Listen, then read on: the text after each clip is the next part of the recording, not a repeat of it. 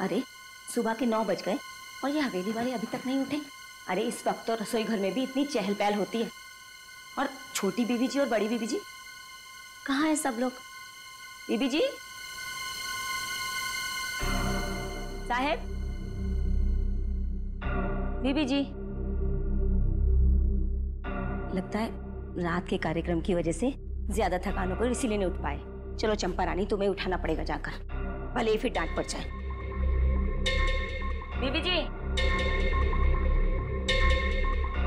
साहेब, बीबी जी उठिए, 9 बज गए। बीबी जी, बीबी जी।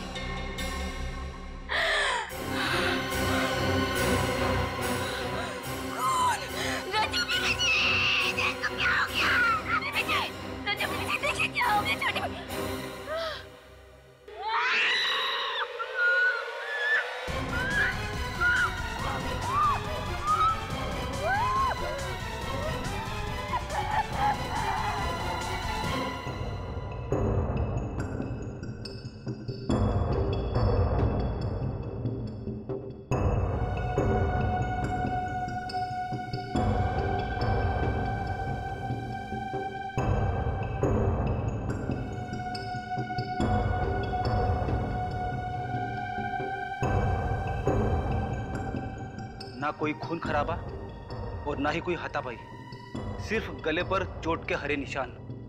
सर, इन चारों को भी वैसे ही मारा गया है, रुमाल में पत्थर बांधकर। पहले शालिनी, फिर रूहान और अब ये चारों। सर, पूरा घर साफ कर दिया, रुपए पैसे गहने सब ले गए, कुछ भी नहीं छोड़ा। मुझे नहीं लगता है किसी एक आदमी का काम हो सकता है। चोरी, लूट और फिर खून। सर, अब इन लोगों का स्टाइल थोड़ा थोड़ा मेरी समझ में आ रहा है। ये लोग छोटे शहरों में अपना शिकार करते हैं ताकि किसी की नजर में ना आए। देखिए, क्या आप बता सकती हैं कि कल रात को आपने इस घर में किसी को आते जाते हुए देखा था? कोई मेहमान या फिर कोई और? साहब, कल 8 बजे तक तो हम इसी घर में काम कर रहे थे। हमने रात के बर्तन साफ किए, सबके बिस्तर लगाए और फिर हम पांचों घर से बाहर साथ में ही निकले थे साहब। पांचों मतलब? बड़ी मेम साहब, छोटी मेम साहब, बड़े साहब, छोटे साहब और हम। मतलब कल शाम को ये चारों कहीं बाहर गए थे? वो लोग कोई नाटक देखने के लिए गए थे। नाटक? कौन सा नाटक? महाभारत कला भवन नाटक मंडली का। मैं भी वहीं पे था। तुमने उन चारों को वहां पर किसी अनजान आदमी से बात करते हुए देखा था? नाटक खत्म होने के बाद चारों मंडली वालों से मिलने के लिए रुके थे, उनकी तारीफ करने के लिए। और बातों ही बातों में उन्होंने कला मंडल कंपनी को 50,000 रुपए देने का वादा भी किया था। 50,000? इतने सारे पैसे क्यों? कला के पुजारी थे और बहुत पैसे वाले थे वो लोग। जरूर ये काम उन्हीं नाटक मंडली के कलाकारों का है। अगर उन्हें जल्द से जल्द रोका नहीं गया तो न जाने और कितने मासूम लोगों का खून करेंगे ये लोग। लेकिन इन लोगों के खिलाफ कोई सबूत या गवाह नहीं है हमारे पास। अब इन लोगों को गिरफ्तार करने के लिए एसीपी सर के प्लान बी का इस्तेमाल करना पड़ेगा। हम पांडवों और आपकी पुत्र वधू द्रौपदी को 13 वर्ष अज्ञातवास में जाने की आज्ञा दीजिए। मुझे अपने वचन का पालन करने दीजिए। अबे यार, कॉस्ट्यूम में मजा नहीं आ रहा यार। ए, हंसो मत यार, कंसंट्रेट करने दो। चलो स्टार्ट करो। बस! कौरवों और पांडवों में मित्रता नहीं हो सकती, केवल शत्रुता हो सकती है, शत्रुता। पांडवों को हस्तिनापुर छोड़कर अज्ञातवास जाना ही होगा और हस्तिनापुर पे केवल दुर्योधन राज करेगा, केवल दुर्योधन। चलो भाई, किसकी लाइन आगे? अरे आगे अर्जुन और भीम की एंट्री है। दिनेश तो अचानक गायब हो गया, बचा रोहन, वो ऐन वक्त पे छोड़ के चला गया। हमें और कलाकार चाहिए। और द्रौपदी? द्रौपदी के बिना तो कैसी महाभारत? और फिर द्रौपदी के बिना महाभारत का तो युद्ध ही नहीं हो सकता ना। अरे यार, मैं मुद्दू साहब से कितनी बार बोल चुका हूँ कि कलाकारों का अरेंजमेंट करें, उन्हें मेरी बात समझ में नहीं आती है। ये मुत्तू साहब है कहाँ? तुम्हारी बात सुन ली गई है संजीव। मैं अपने साथ ऐसे कलाकारों को लेकर आया हूँ जो कला भवन नाटक मंडली में हमारे साथ परमानेंट काम करने के लिए तैयार है। क्या बात है सर? कहाँ है वो कलाकार? आओ ऊपर आओ सब लोग, आओ सभी लोग आओ, मिलिए हमारे नए कलाकारों से। ये है भीम, ये अर्जुन और ये द्रौपदी। नमस्ते। आप लोगों के साथ काम करने में बहुत आनंद आएगा। कला भवन में आपका स्वागत है। मैं केतन और आप? मैं तारिका। हमारा नाम नहीं पूछेंगे क्या? मैं अभी, और ये इनसे मिलिए, ये दया, बहुत दयालु हैं। हम सब नाट्य मंडली में काम कर रहे थे साथ में। मुद्दू साहब ने हमें आपके नाटक में रोल देने का वादा किया तो हम लोग मना नहीं कर सके। अच्छा, वो मुद्दू साहब से पैसों की बात हो गई आप लोगों की? हाँ, पैसों की बात हो गई है, आप चिंता मत कीजिए। अब तो बस आप हमारा काम देखिए।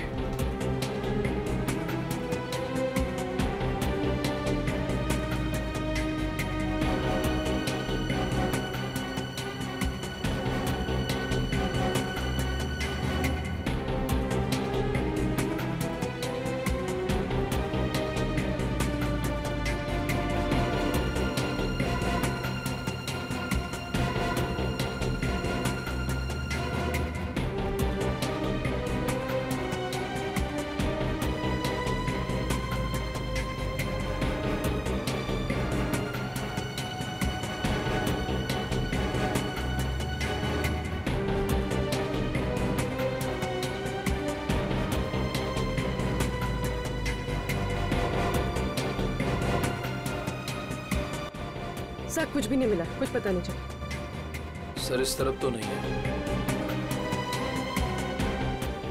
चलो इस तरफ चल के देखते हैं।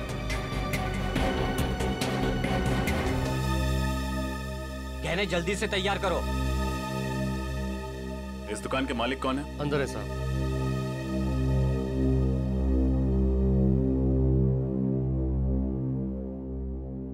कहिए, मैडम के लिए अच्छा सा हार दिखाऊं? देखते ही खरीद लोगे आप। दिखाएंगे हम, बताएंगे आप।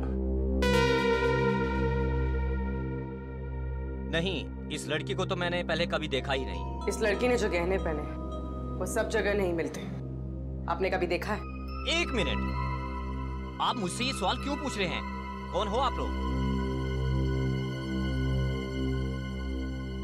जवाब मिला?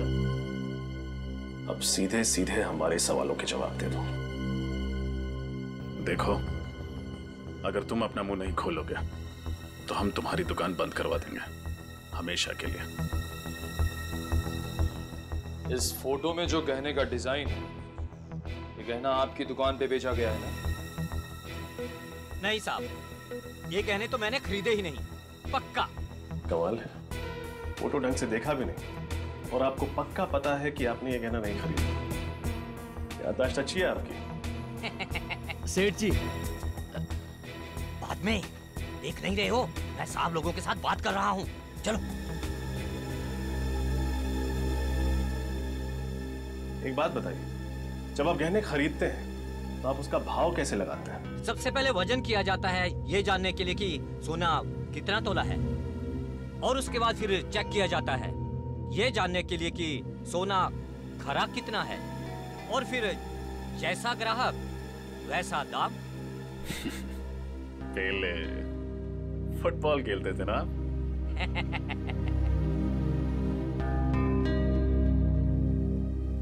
आपकी याददाश्त काफी अच्छी है, लेकिन हमारी नजर कमजोर नहीं। इस फोटो में जो डिजाइन है, ये बाली हूबहू वैसी है।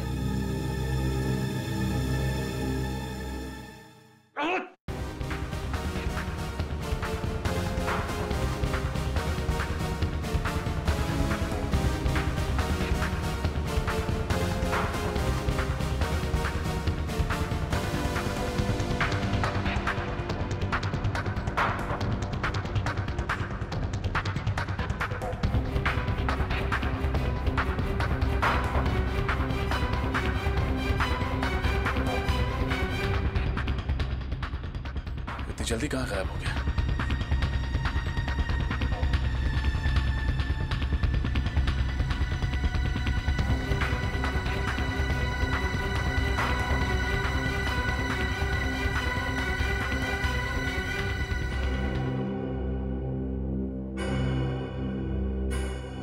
मर गया। सर इतनी जल्दी हमारी आंखों के सामने इसे कौन मार गया? जिसने भी ये किया है उसने हमारी मुश्किलें और बढ़ा दी। ज्येष्ठ भ्राता युधिष्ठिर, मैं प्रण लेता हूं। ज्येष्ठ भ्राता युधिष्ठिर, मैं प्रण लेता हूं। कोई फायदा नहीं। कोई फायदा नहीं। अरे ये डायलॉग्स थोड़े ना है, मैं तो दया से बात कर रहा था। अच्छा वो कोई फायदा नहीं है। यहाँ नेटवर्क की इतनी दिक्कत है कि 1 मिनट की बात करने के लिए 5 मिनट तक टहलना पड़ता है। अर्जेंट एक फोन करना था। खैर मेरे लाइन बताओ। अरे लाइन्स वाइन्स छोड़ो, अपने हिसाब से कर लो। कॉस्ट्यूम्स ट्राई कर लो तुम आराम से। वैसे मुझे लगता नहीं है कि आप लोगों ने इससे पहले ऐसे ऐतिहासिक और सांस्कृतिक नाटकों में काम नहीं किया है। नहीं किया है, कई बार ऐसे किरदार निभाए हमने, तभी तो इनका निशाना अचूक अर्जुन जैसी और मेरी ताकत भीम जैसी। क्या है ना, अभी पहली बार आप लोगों के साथ काम कर रहे हैं ना, एक बार जान पहचान होगी तो फ्लो में आ जाएगा। वैसे आप लोग तो काफी समय से एक दूसरे को जानते होंगे, मतलब जम गई होगी आपस में, है ना? नहीं नहीं, ऐसा कुछ नहीं है। हमें एक दूसरे से कुछ लेना देना नहीं है। वो तो मुड्डू साहब है कि सबको जोड़ के रखते हैं। अच्छा, तो मतलब आप में से वो चोरी करने वाला और खून करने वाला ठग कौन है, वो तो आपको भी नहीं पता होगा। हमें पता होता तो सीआईडी को नहीं बता देते। जिया, द्रौपदी की कॉस्ट्यूम तारिका को हो गई। कॉस्ट्यूम तो बिल्कुल फिट है, लेकिन ये विग आप देख लीजिए, थोड़ा विग में शायद थोड़ा कुछ प्रॉब्लम। इस कॉस्ट्यूम और विग की दुनिया से तो मेरी फोरेंसिक लैब और केमिकल से बेहतर है। क्या बात है, मैं मदद करूं कुछ? नहीं It's okay. अरे वाह भाई साहब वाह, आप तो सर्वगुण संपन्न मालूम पड़ते हैं। औरतों के बाल बनाना भी जानते हैं आप? पहले लेडीज ब्यूटी पार्लर में काम करते थे क्या? जी नहीं, मैं एक कलाकार हूं। कलाकार। हाँ भाई, सारी तैयारियां हो गई? हाँ जी। चलो चलकर स्टेज दिखाते हैं, साथ में ड्रेस और प्रॉपर्टी भी ले लो। जाकर देखते हैं स्टेज कितना बड़ा है छोटा है, बहुत जरूरी है। संजीव चल भाई। हाँ बिल्कुल, वरना कहीं शो के टाइम टेंशन ना हो जाए। उठा लो भाई, प्रॉपर्टी उठा लो। चलो। मैं यही रुकती हूँ। क्यों? वो एक्चुअली मेरे डायलॉग्स ठीक से याद नहीं हुए, तो सोचा थोड़ी प्रैक्टिस कर लूँ यहाँ बैठ के। वो शाम को शो है और कुछ गड़बड़ हो गया तो पूरा शो खराब हो जाएगा, है ना? हाँ, अच्छा कह रही हैं। आप याद करो, हम लोग चलते हैं। चलो भाई, सब लोग लेके चलते हैं।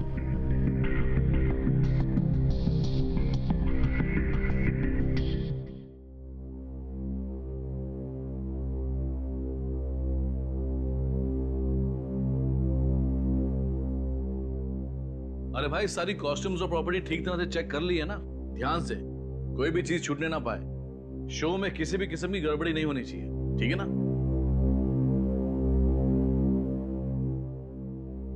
हेलो जी, कला भवन नाटक कंपनी, बोलिए। अभिजीत,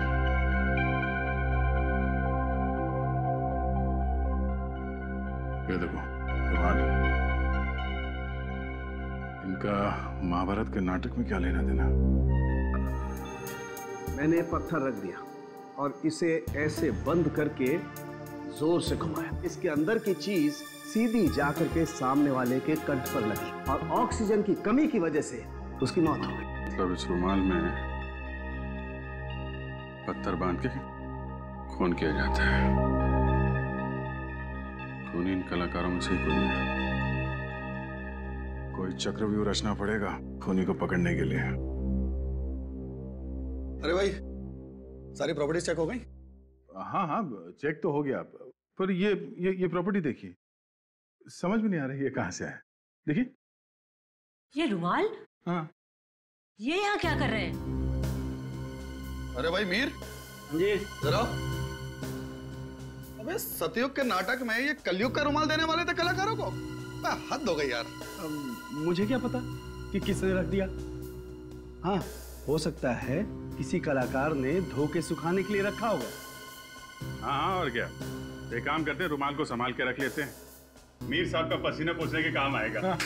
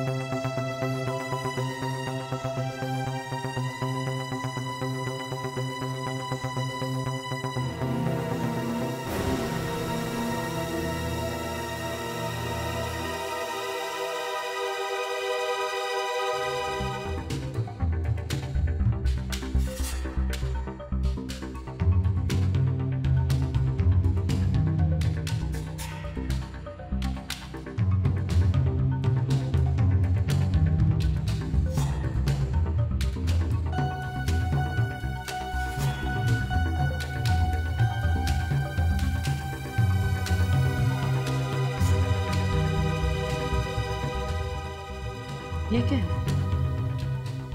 लॉज के बिल्स? आरके लॉज, केशवर, बापा लॉज, वेलापुर।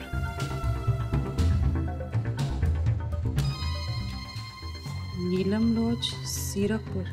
सीरकपुर? लेकिन ये तो नीलम लॉज नहीं है। और ये बाकी दोनों शहरों में भी कला भवन, नाटक मंडली वाले तो सरकारी लॉज में रुके थे।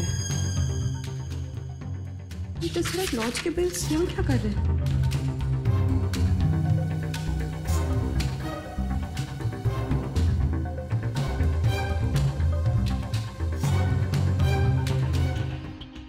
वो सोने के गहने जो तुम तोड़ रहे थे, वो दिवाकर जी की बेटी शालिनी के थे। तो बताओ, किसने चुराए वो गहने?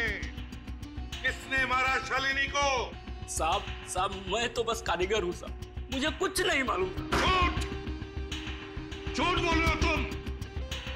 बताओ कौन है वो जिसने तुम्हारे सेठ जी का खून किया, और उस लड़की का भी जिसने गले में स्कार्फ पहना था? नहीं साहब, मैं किसी भी खून के बारे में कुछ नहीं जानता हूँ साहब। और उस आदमी के बारे में क्या जानते हो जिसकी एक आंख पत्थर की है? साहब हमेशा एक पत्थर की आंख वाला आदमी लूट का माल बेचने दुकान पे आया करता था, मगर इस बार वो लड़की आई थी गहने बेचने साहब। तो लड़की ने गहने बेचे या नहीं? हाँ साहब बेचे ना।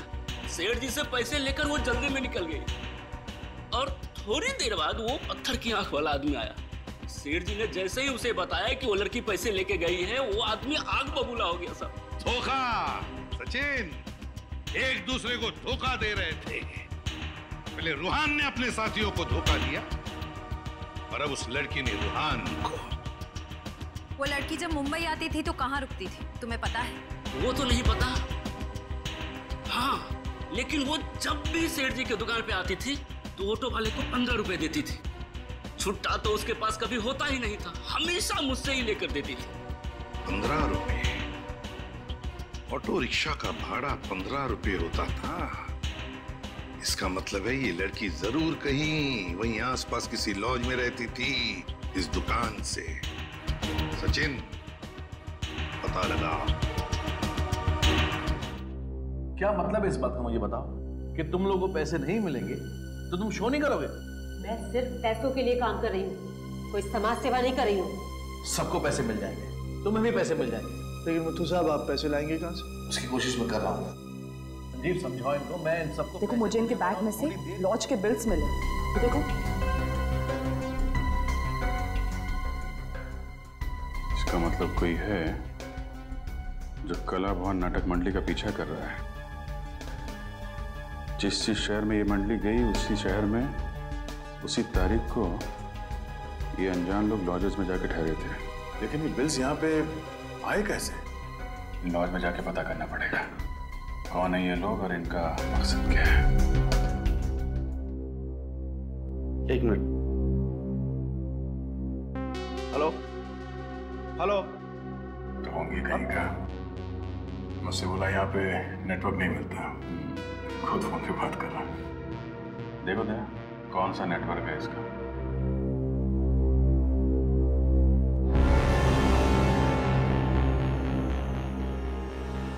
Welcome sir.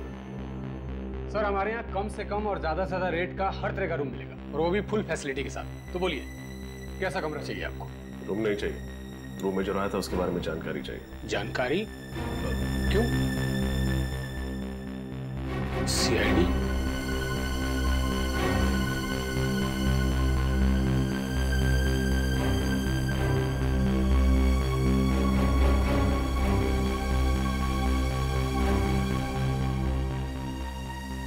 पहचानते हो सर?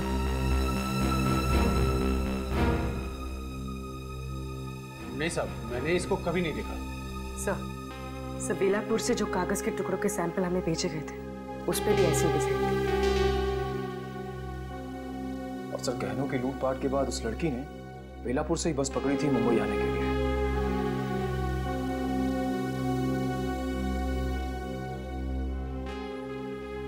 सर इसका मतलब वो लड़की इस लॉज में आई थी। कोई लड़की याद? गोरी दुबली, हाइट लगभग 5.5 फुट, गले में स्कार्फ, आंखों पे बड़ा सा चश्मा और हाथ में काले रंग का सूटकेस।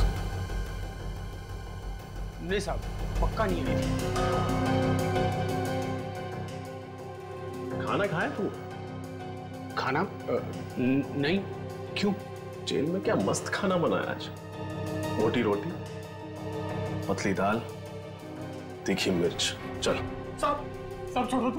सब माफ कर दो साहब, गलती हो गई साहब। मैं लालच में आ गया था। मुझे उस आदमी ने मुंह बंद रखने के लिए 5,000 रुपये देते साहब। मेरा बस इतना ही कसूर है। वो बहुत डेंजर आदमी दिखता था साहब। उस आदमी के बारे में क्या क्या जानते हो सब कुछ बताओ। वो आदमी 2 दिन से इस लॉज में रुका हुआ था। अभी भी है? नहीं मैडम, अभी चला गया साहब। और हाँ साहब, वो मैडम काले रंग का सूटकेस लेके उससे मिलने आई थी आज। मिलने आई थी? फिर मिली उससे? नहीं, वो यहीं पे बैठ के उसका इंतजार कर रही थी कि अचानक उस मैडम का फोन आ गया और वो बात करते हुए निकल गई। अभी तकरीबन 1 घंटा पहले। कमाल है, जिस आदमी से वो डर के भाग रही थी उससे मिलने वो यहाँ क्यों आई? आई थी, मिली नहीं, फिर गई कहाँ? सर कहीं इस डिजाइन में उस जगह का पता तो नहीं है जहां वो गई है?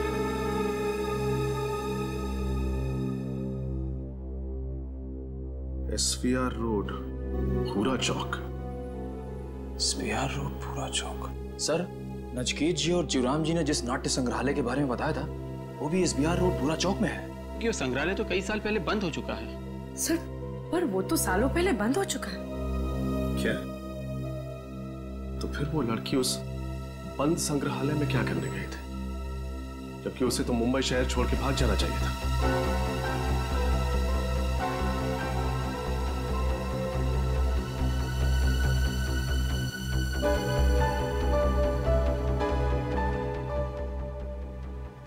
बोलो। मीर साहब, इस तरह काम बिगड़ जाएगा। हमने काफी अरसों से आपके साथ काम किया है। ये कौन लोग हैं? ये मीर सीरकपुर में अपने नाटक मंडली के अलावा किसी और को भी जानता है क्या? इन लोगों को कहीं देखा है।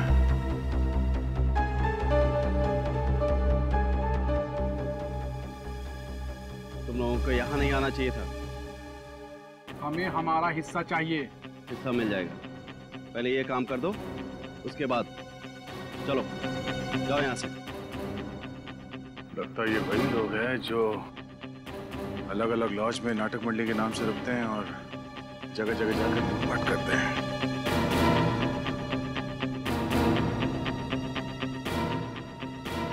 सर, मैं कुछ फोटो भेज रहा हूँ सर।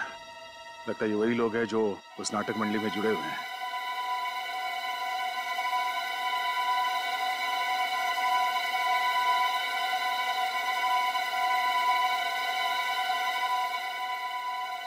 दरवाजा तो खुला पड़ा।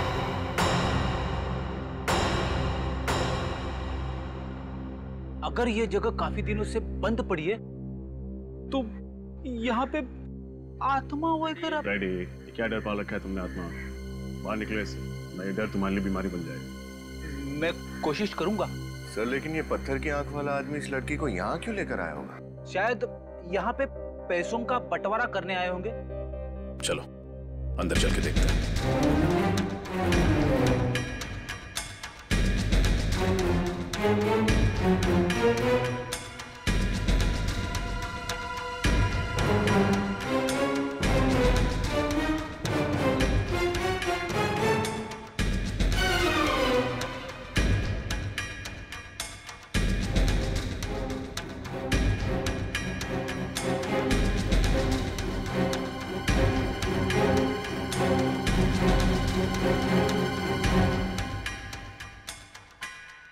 सर ऐसा लग रहा है यहाँ अभी भी कुछ जलाया गया है। ठहर जाओ, देखो कौन है, ध्यान से।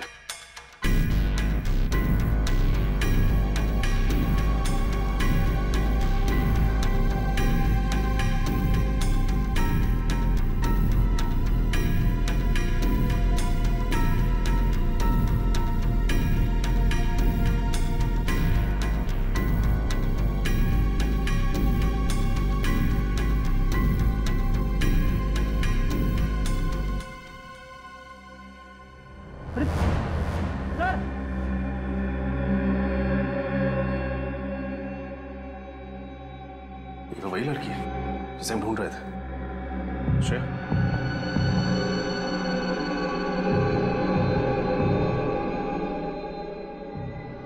सर सांसें चल रही हैं।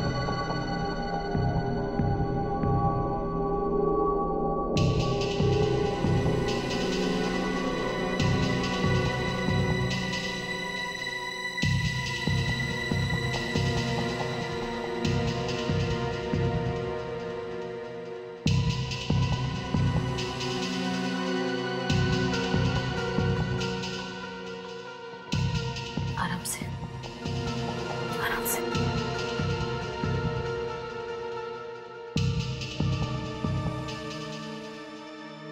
नाम क्या है तुम्हारा? नीना। नीना। किसने किया ये सब?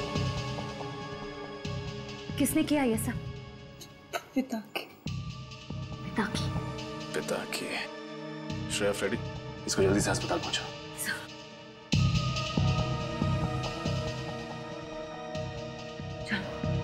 समझ गए।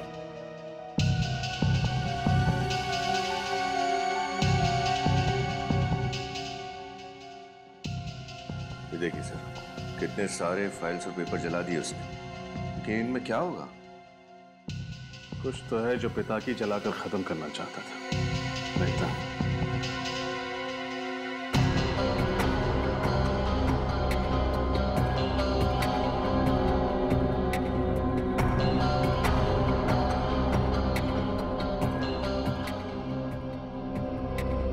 सर ये देखिए, ये कलानगर नाटक मंडली के इतिहास की पत्रिका का रिकॉर्ड है। सर इस रजिस्टर के हिसाब से आखिरी बार 1995 में इसी ग्रुप का कोई सदस्य पत्रिका को लेकर गया था। इसका ये नाम और साइन चल गया है, लेकिन एड्रेस पूरी तरह नहीं चला। चिलकुर नगर 21, चिलकुर नगर 21 क्या हो सकता है? सर कहीं ये किसी जगह का कोई रूम नंबर तो नहीं? रूम नंबर 21, रूम नंबर, एक मिनट। चिलकुर नगर में एक हॉस्टल है ना, डीए हॉस्टल। हो सकता है उस हॉस्टल के रूम नंबर 21 से कोई शख्स आया। हो सकता है सर, क्योंकि डीए हॉस्टल से करीब 10 मिनट की दूरी पर एक पुराना ड्रामा कॉलेज है और वहाँ के स्टूडेंट्स इसी हॉस्टल में रुकते हैं। एक काम करते हैं, डीए हॉस्टल चलते हैं, देखते हैं कि कौन है जो कला भवन के ठगों की तरह लूटमार और खून कर रहा है। ये मीर बाहर जाकर इन लोगों से मिला था, शायद यही है वो ठग लुटेरे।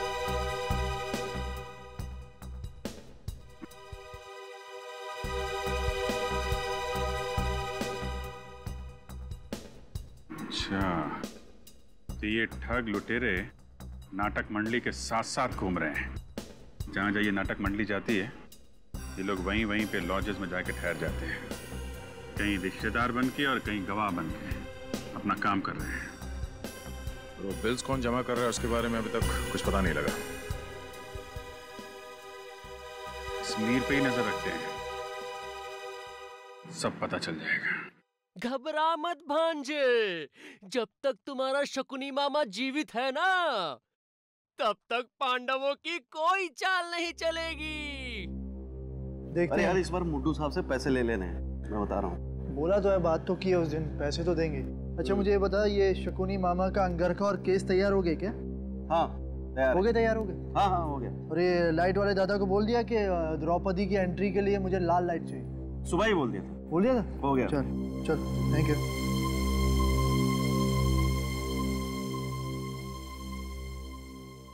ये मेरे अहंकार का नहीं, आत्मसम्मान का प्रश्न है। वो कितनी कॉम्प्लिकेटेड लाइफ कैसे बोल लेते हैं, देखो कैसे याद रखते हैं। ये फोरेंसिक में ठीक है बॉस। नहीं यार, मैं सिखाऊंगा ना, सिखाऊंगा, कुछ नहीं हो सकता। अरे नहीं, कोशिश करता हूँ ना, हो जाएगा, हो जाएगा। आज मैं ये प्रण ठानती हूँ कि मैं ये केस जब तक उस दुष्ट दुशासन के रक्त से नहीं रंगे जाएंगे, ये केस मैं हमेशा ऐसे खुले ही रखूंगी। वाह वाह, क्या बात है, क्या एक्टिंग करती हैं। हाँ, ये काम कीजिएगा, जब ये केश वाली लाइन बोली ना आपने, तो बालों को थोड़ा सा ऐसे करके झटक दीजिए, बहुत मस्त लगेंगे। वैसे एक बात बोलूं, आप पूरी बहुत मस्त दिखती है। दुर्योधन, क्या नाम है तुम्हारा? केतन। तारिका जी के बाएं कंधे में चोट लगी है, इसलिए वो ऐसे बाल नहीं कर सकती। इसलिए बेहतर होगा कि तुम नीचे जाओ और रिहर्सल करो। नीचे जाओ और रिहर्सल करो। नीचे जाओ। बेचारा केतन बाल बच गया। यार तुम्हें मजाक सोच रहा है यार? अरे मजाक क्या करो यार, ये मीर कहाँ गायब हो गया? हाँ, तो यहीं पे फोन पे बातें कर रहा था, ये गया कहाँ? सॉरी सर, सॉरी, आपको इंतजार करना पड़ा। बताइए क्या काम था? क्या साल 1995-96 में आप इस हॉस्टल में काम कर रही थी? नो सर, मैं तो सिर्फ पिछले 2 सालों से यहाँ काम करती हूँ। कोई और है इस हॉस्टल में जो उस समय से काम कर रहा हो? जी हाँ, पार्थ जी। सर वो 1995 से इस हॉस्टल के फैकल्टी मेंबर हैं। बुलाऊं उन्हें? प्लीज।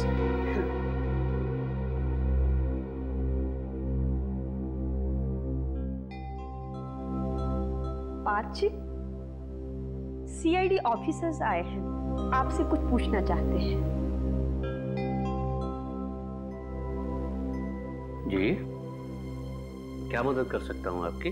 जी, हम एक ऐसे स्टूडेंट के बारे में पता लगा रहे हैं जो पास वाले ड्रामा कॉलेज में पढ़ता था। क्या नाम है उसका? उसका नाम तो हमें नहीं पता। इनफैक्ट हमें यह भी नहीं पता कि वो लड़का है या लड़की। हमें तो सिर्फ इतना पता है कि 1995-96 में वो यहाँ आपके हॉस्टल में रहता था या रहती थी।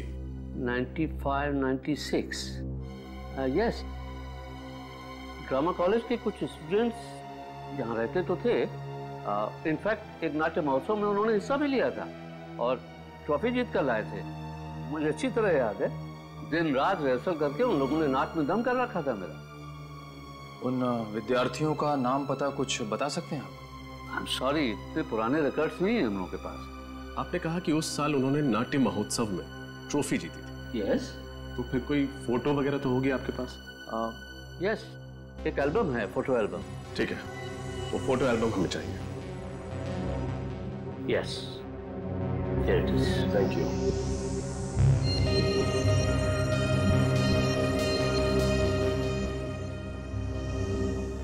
ओह, तो ये है।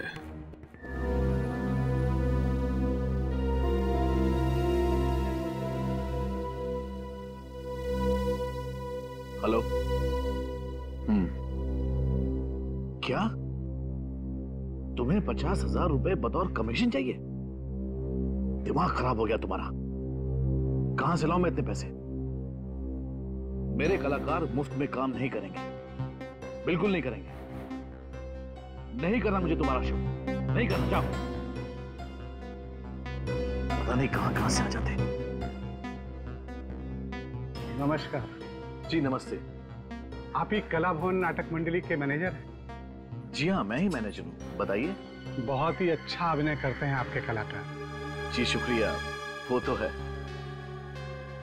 मैनेजर साहब, ये कुछ रुपए लीजिए, हमें आपका एक शो करना है। जी हाँ, हम लोग जरूर शो करेंगे।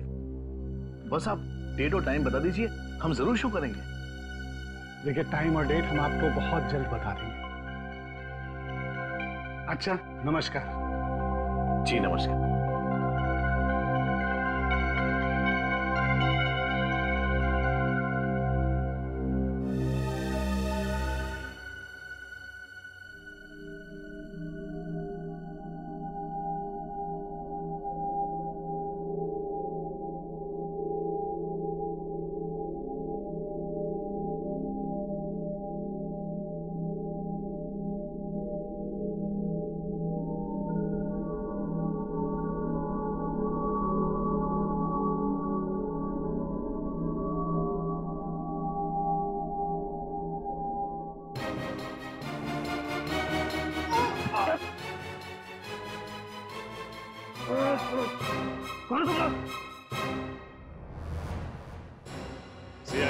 सीआईडी? पत्थर से झटका देकर लोगों को मारते हो ना तुम लोग, अब हमारा झटका देखना।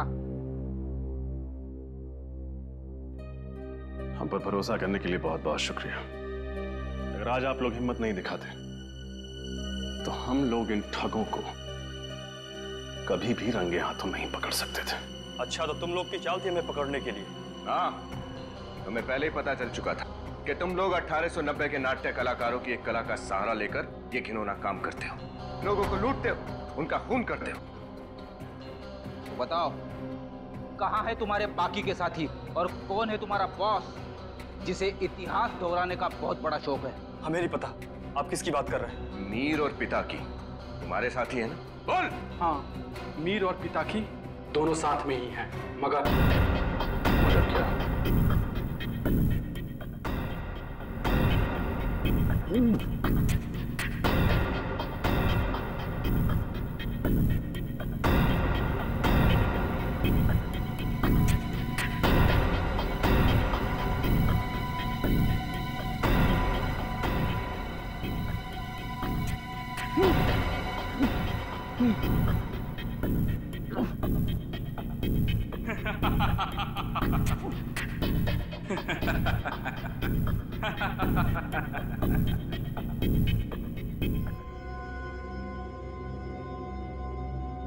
अपने सरदार के साथ विश्वासघात, तुम नहीं बचोगे। मैं तुम्हें छोड़ूंगा नहीं पिताकी। पहले अपने आप को तो छुड़ा के दिखा मीर साहब।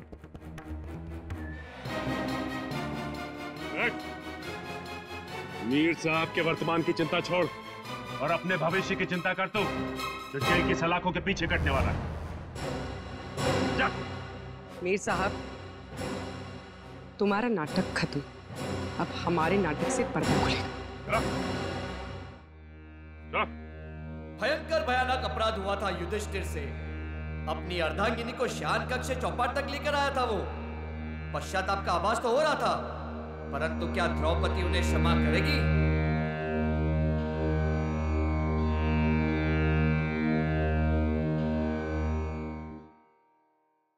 मैं आपकी अर्धांगिनी हूँ, जीवन संगिनी हूँ, कोई वस्तु नहीं जिसे आप दांव पे लगा दे। घोर अपराध हुआ है मुझसे पांचाली।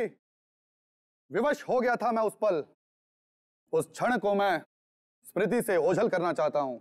आपका अपराध क्षमा के योग्य नहीं है।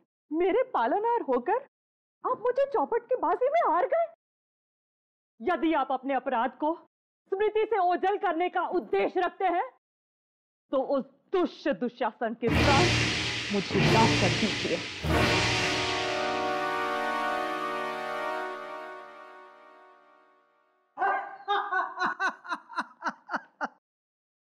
द्रौपदी, जिसका स्वयं कोई सम्मान नहीं, वो क्या किसी के प्राण निकाल पाएंगे? तुम्हारे पांचों प्राणनाथ ने तुम्हें अनाथ बना दिया है। यदि मांगना ही है तो मुझसे मांगो।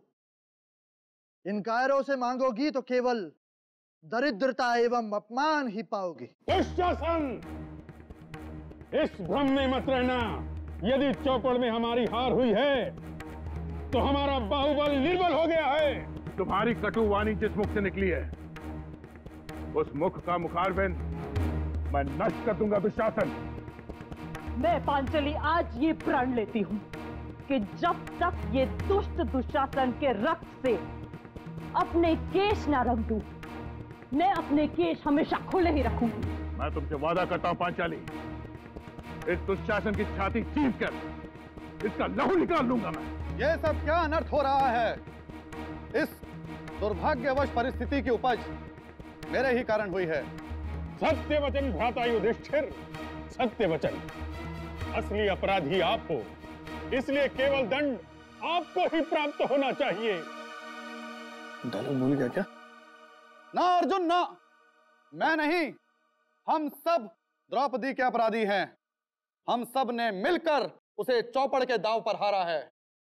हम आपके आज्ञाकारी हैं, आपकी आज्ञा का पालन करते हैं बड़े भैया। हाँ, असली अपराधी तो आप ही हैं। ये अपराध की उपज आप ही के दिमाग में आई थी। ये दोनों अर्जुन और भीम मेरे नाटक की वाट लगा देंगे। नितिन, नितिन, इससे पहले कि पब्लिक हमारे ऊपर अंडे और टमाटर फेंके, तुम एक काम करो, द्रौपदी को यहां पर ले आओ और युद्ध का ऐलान कर दो। रुक जाओ पांडवों, तुम में से असल अपराधी कौन है इसका निर्णय तुम लोग बाद में कर लेना, परंतु अभी मैं द्रौपदी को अपने साथ लेके जा रहा हूं। तत्पश्चात नहीं, निर्णय अभी ही होगा। द्रौपदी, ये अर्जुन तुम्हारा और अपमान नहीं होने देगा। भ्राता भीम, दुशासन को समझा दो।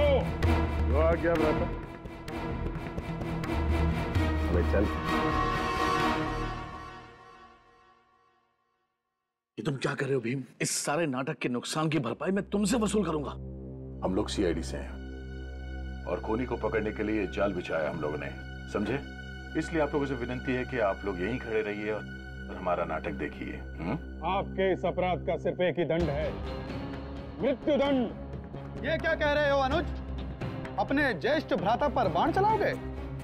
ना भ्राता ना, ना। इस पापी की हत्या करने के लिए आपको अपने बाण नष्ट करने की जरूरत नहीं है। इसे मारने के लिए मेरे पास एक नया शस्त्र है। ये शस्त्र आज से हजारों साल पश्चात कलयुग में उपयोग किया जाएगा, जिसकी शुरुआत साल 1890 में होगी और तत्पश्चात 2013 में संजीव नाम का एक अपराधी मनुष्य वध के लिए इस शस्त्र का उपयोग करेगा। ये क्या बोल रहे हो? मैं निर्दोष हूं, मैंने कोई खून नहीं किया। झूठ मत बोलिए भ्राता श्री, हमारे पास केवल साक्ष्य ही नहीं, साक्षी भी हैं। मतलब सबूत ही नहीं, गवाह भी हैं। गवाह पेश किए जाए।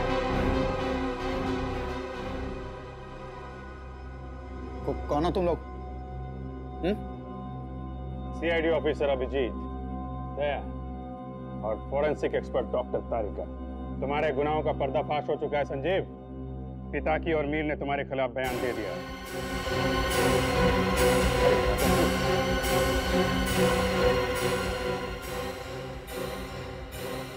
रणभूमि छोड़ के कहां भाग रहे हो ज्येष्ठ भ्राता?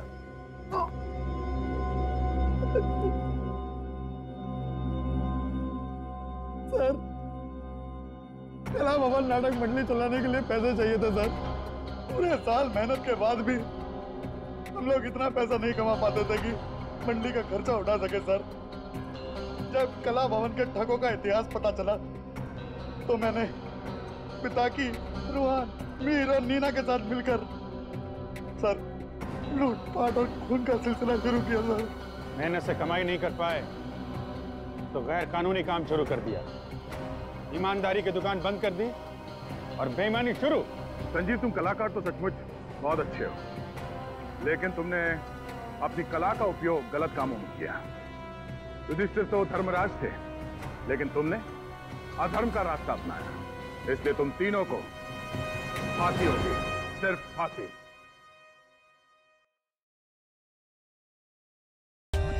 For more updates, subscribe to our channel, click the show links and enjoy watching the videos.